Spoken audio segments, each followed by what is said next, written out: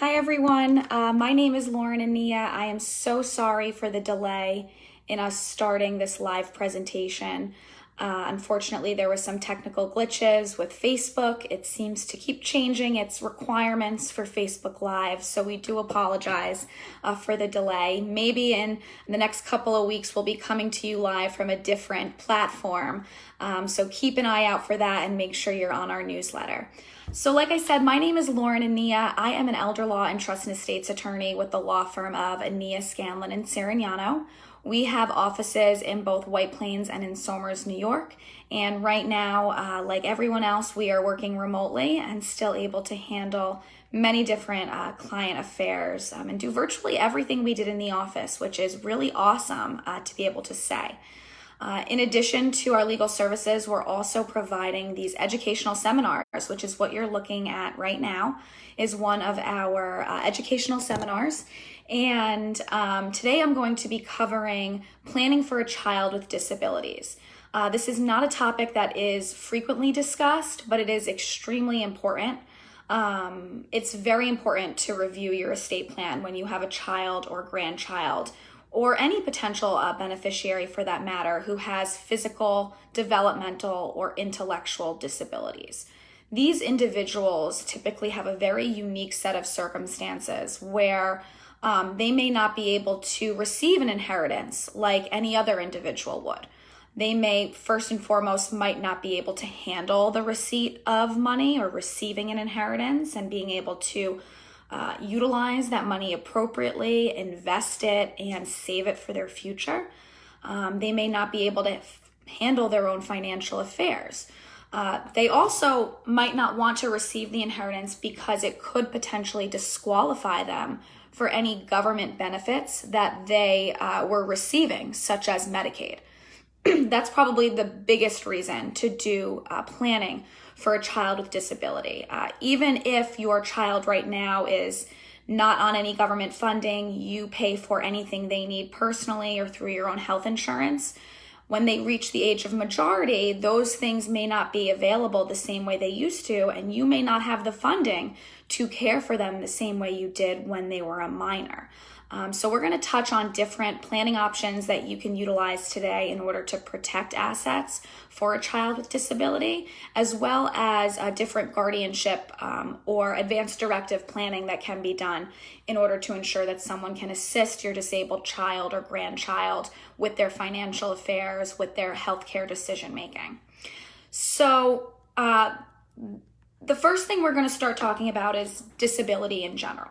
So typically when we're talking about special needs planning, we are discussing diagnoses such as autism, Down syndrome, ADHD, but there's also other disabilities such as bipolar disorder, physical disabilities, or other mental disabilities that are severe and chronic.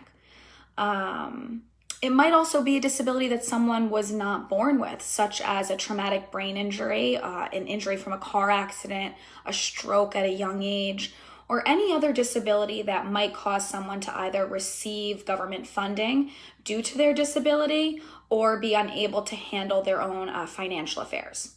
So because of an increase or a common occurrence of a child or grandchild being diagnosed with disabilities, a special needs trust is often used as a planning tool. It's a very important tool, it's a very necessary tool, and it's quite easy to include in an estate plan without making it or without it needing to be used if, let's say, that person no longer is disabled at the time they were to inherit. So let's talk about what a special needs trust is, because that's probably one of the biggest planning tools available. And there's a wide variety of ways that it can be used. So in simplest terms, a special needs trust is a trust that's created for a disabled individual where the disabled individual does not have the right to the money, but the money can be used for that disabled individual's benefit in the discretion of the trustees. So, for instance, let's talk about a mother and father, so a husband and wife, and they have one child, and that child is disabled. And let's say that that child unfortunately has an autism diagnosis and they're doing wonderfully. They have wonderful programs at school. There's a lot of amazing schools in our area for individuals who have special needs. And let's say that, mom and dad, husband and wife are now older. Their child is an adult and they're starting to talk about their estate plan. And the child is doing well on their own. They live on their own. They receive government funding. And they know that that child needs to have their assets and income below a certain limit in order to continue receiving their government funding. But they want to make sure that they provide for this child in their estate plan. So the way that they might do that is with this special needs trust. And the type of special needs trust I'm talking about is something commonly referred to as a third-party special needs trust. And mom and dad might create this trust either within their last will and testament, or they can create the trust as a standalone trust on its own and have their will direct that a certain portion of their assets be distributed to this special needs trust. So the trust is created. Maybe mom and dad are the grantors or the creators of the trust, and maybe they name an aunt or an uncle or a brother or sister of theirs as the trustee of the trust. And sometimes it could be a sibling. In certain circumstances, it can also be the mother or father after the child reaches age of majority. That's an option as well. But the goal is to create this trust. And like I said, the disabled individual has no right to the money, but the money can be used for the person's benefit in the trustee's discretion. Now, an important part of this is that the trustee can supplement any state or government funding that the disabled beneficiary receives with the money from the trust.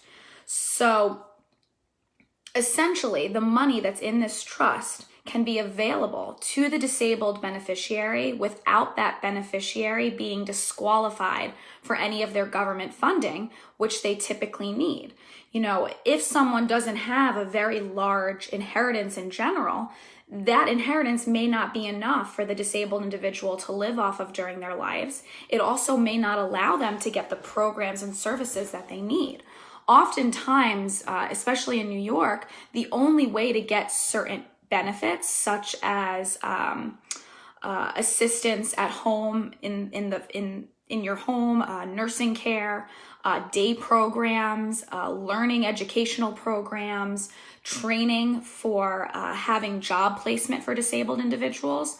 All of those programs are run through the government, and you typically need to be eligible for OPWDD, which is the Office for people with developmental disabilities, or Medicaid programs in order to receive these benefits. So being able to use the funds in this trust to supplement any government funding without disqualifying the individual for the benefits they're receiving from the government is one of the best reasons to put this type of provision in your estate plan for that child.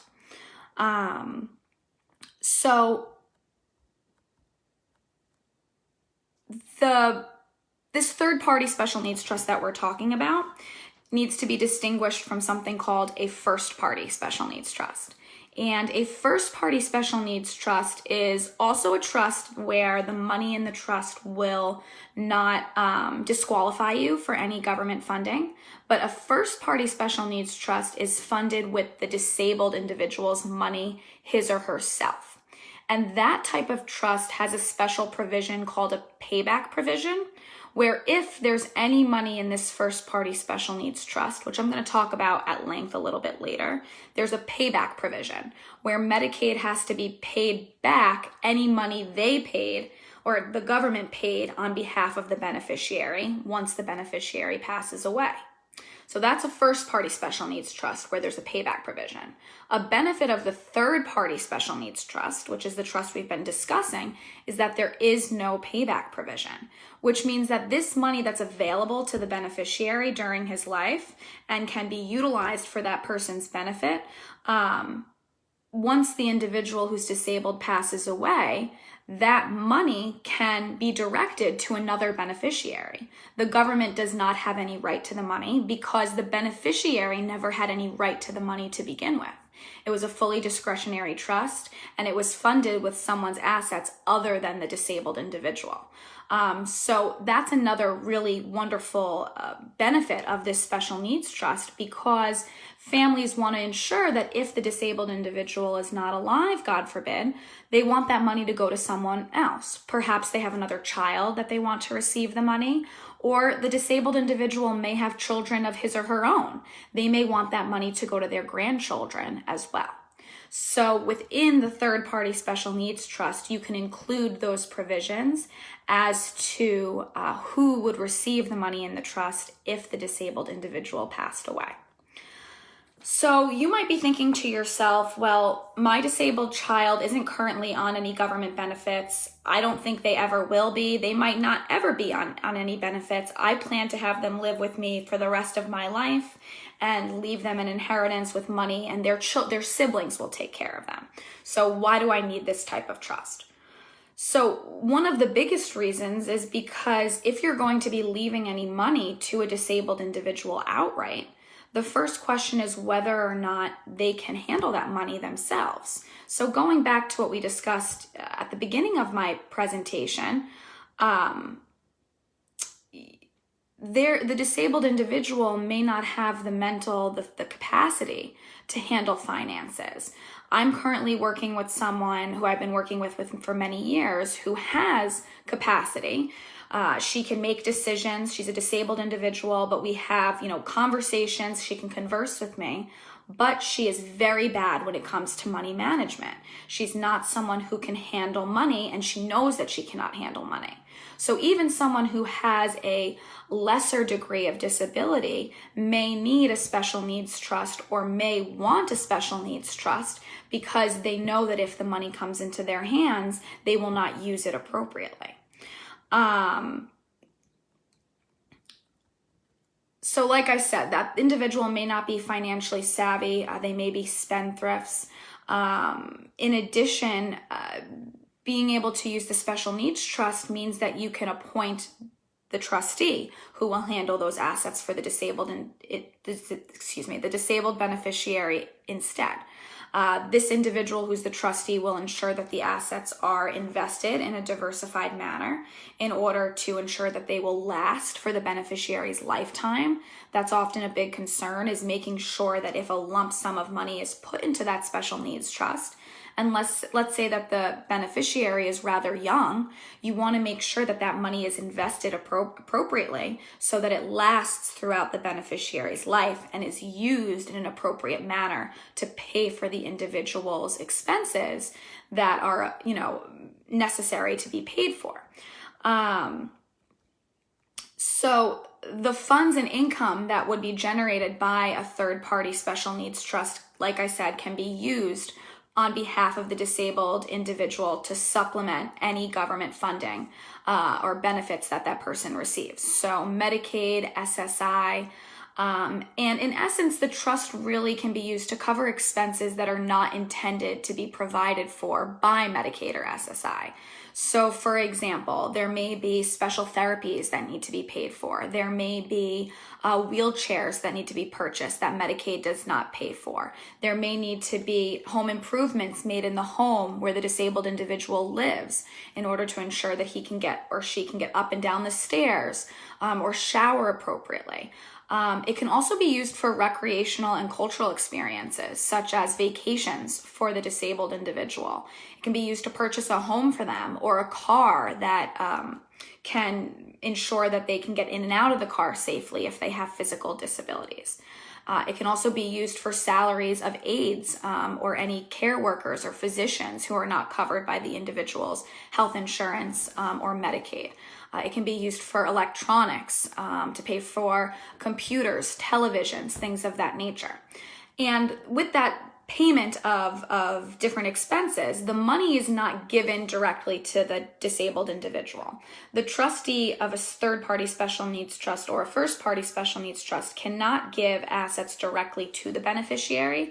The money must be used for the beneficiary's benefit by paying for the expenses directly. So if the trust was going to pay for a car, for instance, the trust would pay for the car directly. It would not reimburse the beneficiary by giving them the assets for something that they paid for. And that also gives a lot of peace of mind to clients as well, because one of their concern might be, well, I don't want my child to even be touching the money. They don't know how to use money appropriately. I want things to be paid for their behalf. I want the money to be used for them, but they are not able to handle actually distributing assets or paying for things themselves. So like I said, a very important exception is that the special needs trust cannot make any distributions of assets to the beneficiary directly. It cannot give the beneficiary money, but it can pay for things for the beneficiary. Another really cool tool that can be used with special needs trust now is like a prepaid Visa card. There's a company called TrueLink that currently is utilizing it, and it's really a way to create, in the 21st century and have the beneficiary have some autonomy if they're able to utilize money appropriately, so that they could go to a store and buy themselves, a coffee or a sandwich or something like that, and they have a prepaid card that has certain locks on it where the money can only be used for certain things. So that's a really cool option as well when it comes to utilizing the assets that are in the trust. So another important exception to note is that if there are any payments made by the special needs trust to the beneficiary in the form of in-kind distributions for food and shelter, if the beneficiary is on SSI, receiving SSI benefits, that could reduce SSI payments. So another aspect to consider when funding a third-party special needs trust is whether you want to fund the trust now or if you only want it to be funded upon your passing away. Most people want the trust to be funded when they pass away. They provide for the disabled individual personally right now, and they're more concerned about ensuring that there's assets available for that person in the event that they pass away. One exception or thing to note is that if a spouse, if the disabled individual is your spouse or your minor child, you cannot create and fund a special needs trust either for their benefit during your lifetime and have it funded during their lifetime while they're either alive in the terms of a spouse, or when the child is a minor, if we're talking about a minor child. Why? Because those two individuals, a spouse and a parent of a minor child, have an obligation of support. So they have an obligation to pay for the individual's expenses. So if a special needs trust or a third-party special needs trust was funded during that period of time, that Medicaid payback provision, that reimbursement provision I was telling you about, would come into play. So often we find that special needs trusts are not funded either until a child is over the age of majority, because then it would be no payback provision. So that's one situation where it would be funded, or it's not funded until the individual passes away, meaning that the creator of the trust passes away and wants some of their inheritance to go to their disabled individual beneficiary, child, grandchild, etc. So why might you want to fund it during your life?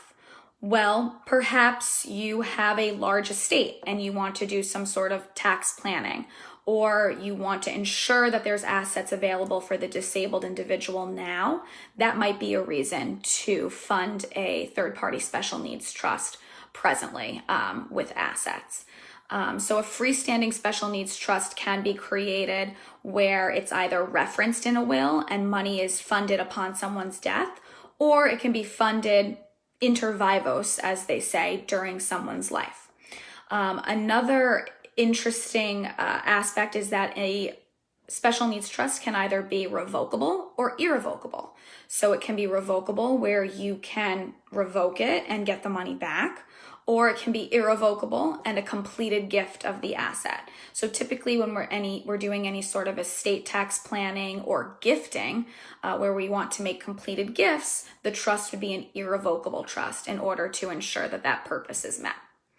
So I think what this presentation so far has shown is that there's quite a bit of flexibility when using third-party special needs trusts. They can be in your will, they can be inter vivos, they can also have like springing provisions where the trust is in your documents, but it only becomes funded if the person is disabled at the time you pass away. So you can essentially, if you're unsure at the moment in time whether or not your child would need this special needs trust, and you want them to have the flexibility of it either going into the trust or them receiving it outright, a decision can be made later on as to whether or not that would occur based on their disability or lack thereof at the time of your passing. There's also no limit on the amount of money that can be used to fund a third-party special needs trust. So even in spite of any restrictions imposed by statute or SSI regulations, a third-party special needs trust can use any sum of money for the beneficiary, and can also make distributions to even meet basic needs if government funding does not cover it, and even if making the distribution of basic needs for food, clothing, and shelter would diminish the receipt of government benefits, as long as it's in the beneficiary's best interest to do so. And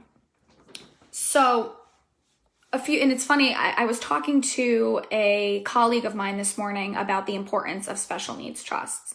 And she was telling me about an estate that she worked on many years ago, where mom passed away. She was elderly, in her 80s, and she had an adult disabled child who I believe was in his 50s or 60s, and he lived with her, and she did not do any planning. So the assets that she held were going to her son outright. And he was on Medicaid, he was receiving government funding, and her estate planning documents did not say anything in regard to creating a trust.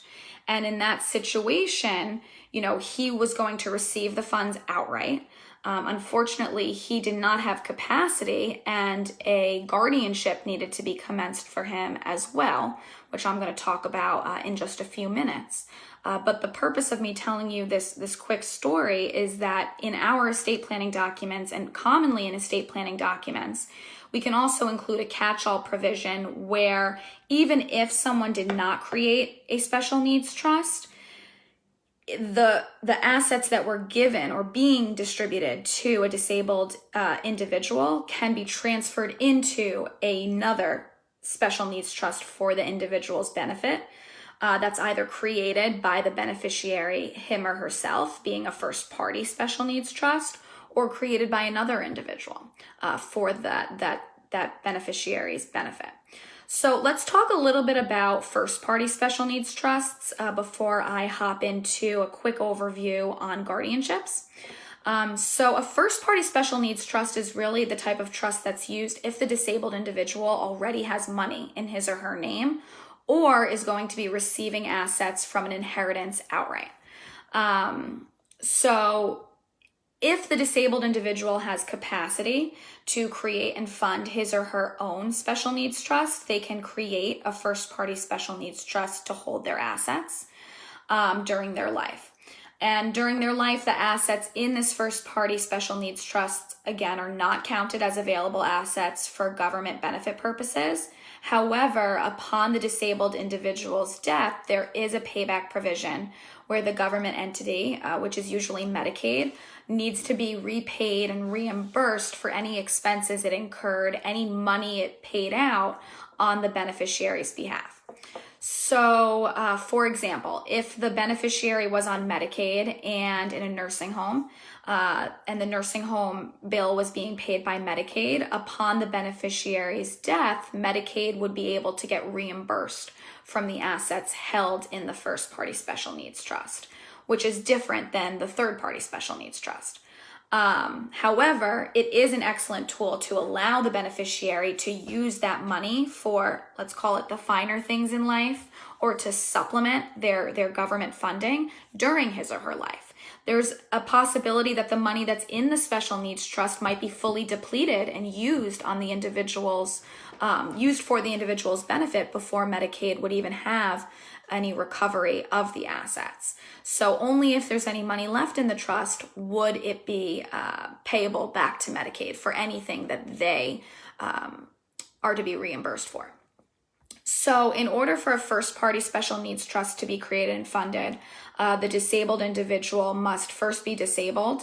They must be under the age of 65, and it must have that payback provision that I spoke about. Additionally, sometimes court permission is required in order to create and fund a special needs trust.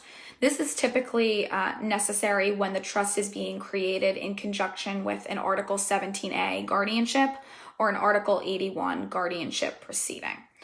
So if the individual does not have capacity to create the special needs trust his or herself and needs someone to act as their guardian, a guardianship proceeding would need to be brought first, and then the court can be requested, or you can request permission from the court to create the special needs trust.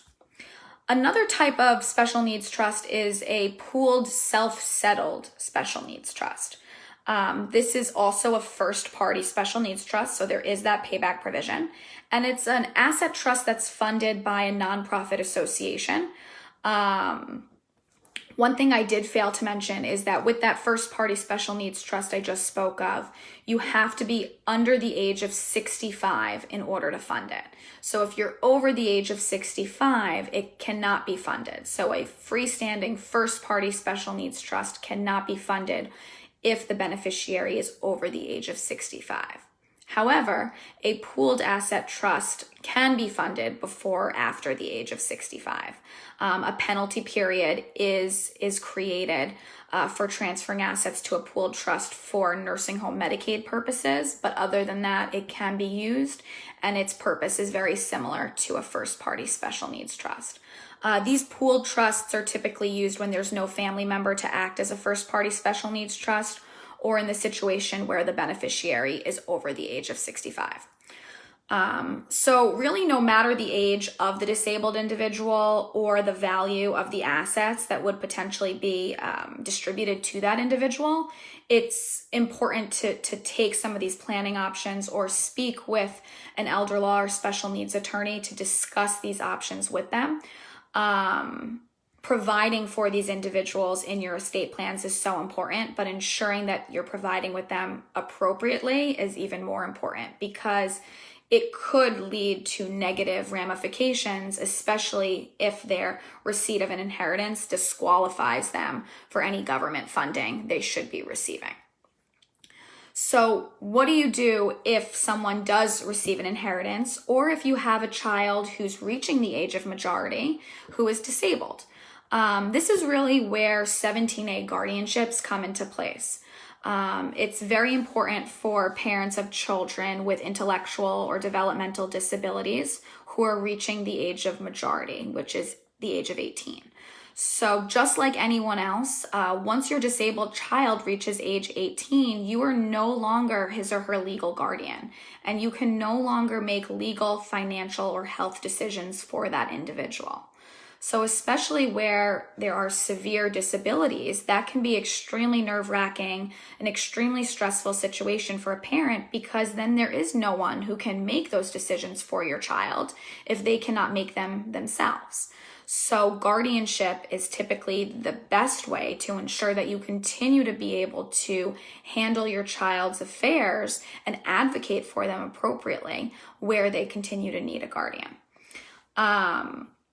So before we hop into the guardianship, one option is if the beneficiary has mental capacity and has the ability to handle his or her own financial affairs, or has the ability to know that they would have a lot of difficulty handling it themselves, but they understand that they want to appoint someone and have the legal capacity to execute legal documents. One alternative to guardianship is to have the individual execute advance directives. So have them execute a healthcare proxy for medical decision making, have them execute a power of attorney for financial decision making, which can include gifting powers and powers to do advanced estate planning, create trusts, apply for Medicaid, things that they might need done for them during their life. So this is often a really great way to avoid a guardianship proceeding by having these advance directives done. They give the disabled individual the autonomy and ability to appoint someone to handle their affairs for them, and gives them ownership, over their decision making, which I think is so important to the disabled community as well. So while this is an excellent option, it's not always possible or practical in many situations. For instance, if the disabled individual does not have capacity to execute legal documents, or where the disabled individual might have capacity but has a diagnosis such as bipolar disorder or schizophrenia, or something where they would be changing their mind rather quickly, or in certain situations where they would either revoke these advance directives or do something that would not be in their best interest, that's where perhaps a guardianship would be the better route. And 17A guardianships are court proceedings. It's a proceeding where essentially you are asking the court to take away someone's rights to make their own decisions, and instead you step into their shoes for decision-making purposes, whether that be for financial matters or personal matters. 17A guardianships are guardianships for individuals with developmental and intellectual disabilities. They are done in the surrogates court in New York.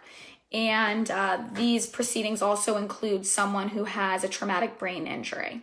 17A guardianship has often been seen as a way for parents to continue as the legal caregivers and decision makers for disabled children once they reach the age of majority. Like I said, it's a court matter, so a 17A guardianship petition needs to be presented to the court.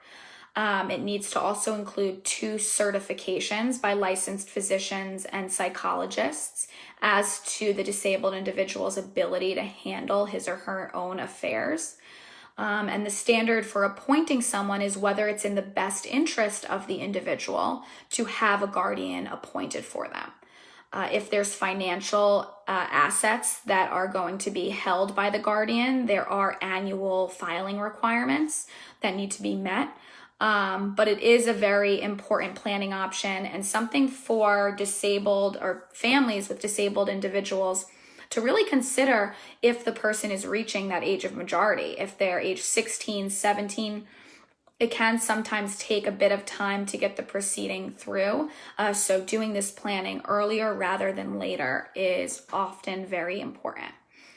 I'm going to take a quick look to see if there's any questions we have. So I see one question here. I created my will and special needs trust documents using the NOLO book series with templates approximately 8 years ago.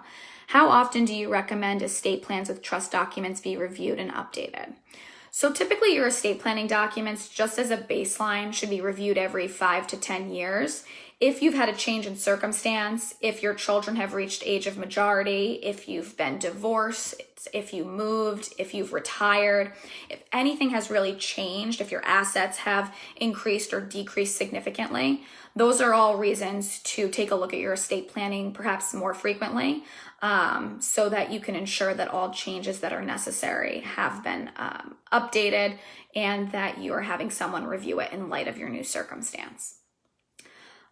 So I hope this presentation helped explain some of the planning options available for families with disabled individuals.